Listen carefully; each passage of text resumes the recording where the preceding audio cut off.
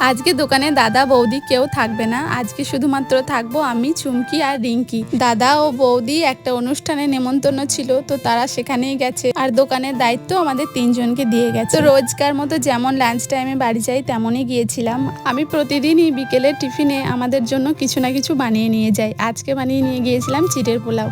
চুমকি চিড়ের পোলাও খেতে খুব ভালোবাসে, তাই বাড়িতে চিড়ে আছে দেখে ভাবলাম আজকে এটাই বানিয়ে নিয়ে যাওয়া যাক। রিঙ্কি চুমকির নামের মধ্যে তো আমার মাঝে মাঝেই গন্ডগোল লেগে যায়, তাই আমি ওদেরকে কখনো কখনো চিঙ্কি মিঙ্কি বলেও ডেকে ফেলি। নামের মতো আর একটা বিষয়েও এদের মিল আছে, দুজনের মাথাতেই অনেকটাই লম্বা চুল। ওরা আবার আজকে আমাকে বলেছে আমার কাছে নাকি চুল বাঁধবে। রিঙ্কির চুলে আমি করে দিই খেজুর বেনি, কারণ ওর চুলটা চুমকির চুলের থেকেও আর একটু বেশি লম্বা, আর ওর চুলে এই বেনিটা দেখতেও ভালো লাগছিল খুব। আর চুমকি আমাকে বলেছিল ও সাধারণ চুল বাঁধবে, তাই ওকে আমি নর্মাল বেনিই করে দিই।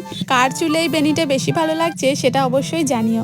আজকে আসি, সবাই ভালো থেকো, দেখা হচ্ছে পরের ব্লগে, টাটা।